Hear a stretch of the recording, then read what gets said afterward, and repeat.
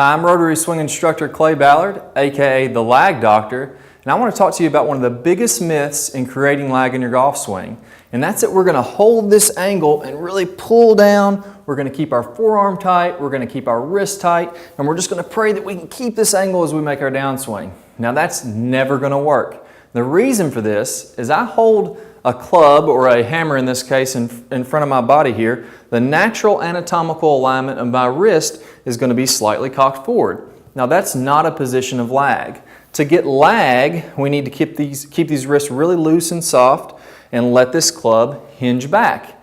Now if I get really tight and I try to hold this angle, what that's going to do is that's going to contract my wrist flexors. When I contract my wrist flexors, you can see it extends that angle of lag and you're going to lose that angle.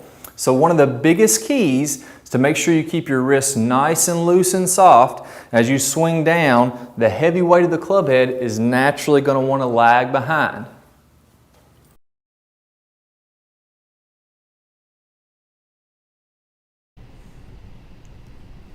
Okay, so now we know in theory why tightening the right hand and getting very tense with the right hand and forearm is going to cause you to lose lag.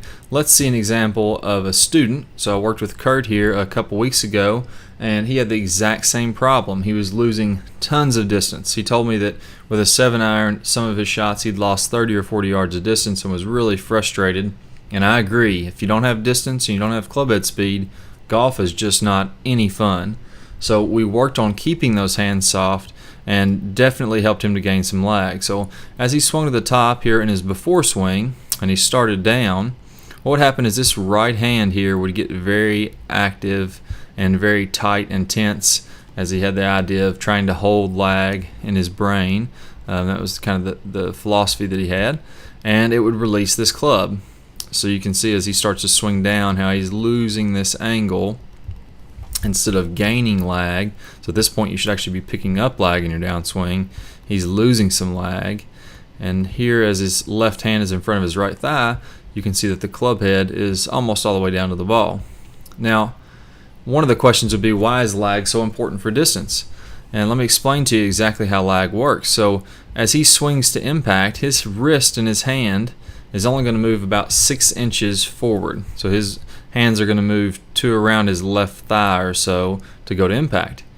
You can only swing your arms and hands so fast. So his hands are going to move 6-8 inches, and this club head is going to move about 1.5 feet. Now, if he had very good amount of lag, the proper amount of lag, this club would still be parallel to the ground at this same point. So now the hands would be moving forward to his left thigh. They'd be moving about 6 inches or so, and the club head would have to move twice the distance. So which one do you think would be going faster? Since they're both taking the same amount of time, the amount of time it takes the hands to go from the right thigh to the left thigh, obviously the one that has to move twice the distance is going to be moving much, much faster. And the cool thing about that is it's going to take less effort, really no effort at all. Staying loose and relaxed with the hands and letting that club go, it's all going to happen on its own. So the way we worked on this is we started out with some very small swings.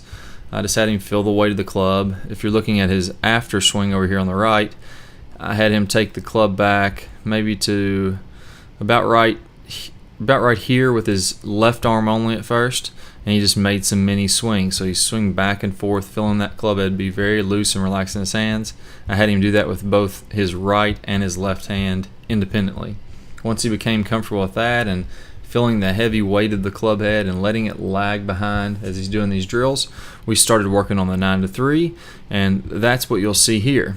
So that's the second step to improving your lag. Once you get comfortable feeling the weight of the club head, you're going to start doing a 9-3 drill and feeling as though that right hand and right arm stay very passive. Now you can see that he's starting to hold this angle really, really well. If we compare that to what he had before, you see some major differences. So as he starts to swing down, there's about the same point. He's maintained a lot of lag, and then we'll go back down to the best place to check for lag. That's when your left hand is in front of your right thigh. And there we go. Now we can see that that is a great position there, that his hand is in front of his right thigh, that the club is still parallel to the ground, and now it's going to be moving much, much faster through impact. So the last piece here which we didn't even really work on, but it just happened because he was moving correctly in some other pieces, is forward shaft lean and impact. So now that he created this lag, now he's getting forward shaft lean and impact. He's de-lofting the club, he's getting better compression, and in this 9-3 drill on the right, his after swing, he was actually hitting the ball the same distance, if not farther, than he was with his full swing before.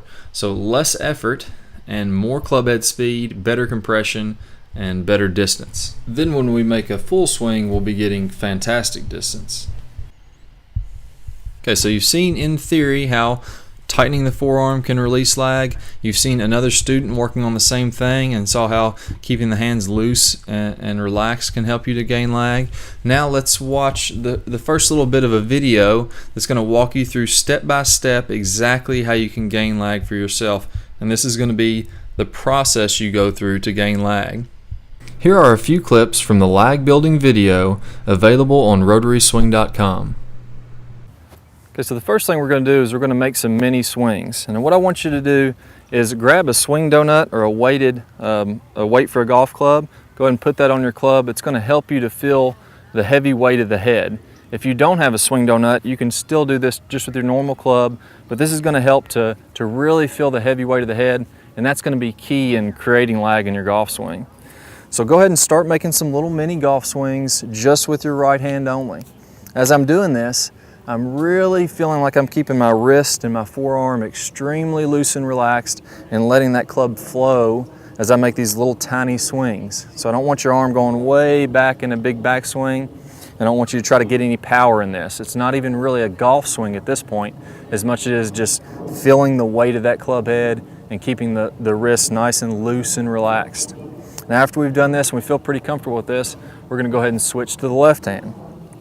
As I start to make some of these swings with my left hand, I'm going to have the same feeling. My wrist is nice and loose and relaxed. You can see that I'm not having any tension or carrying any tension in this wrist.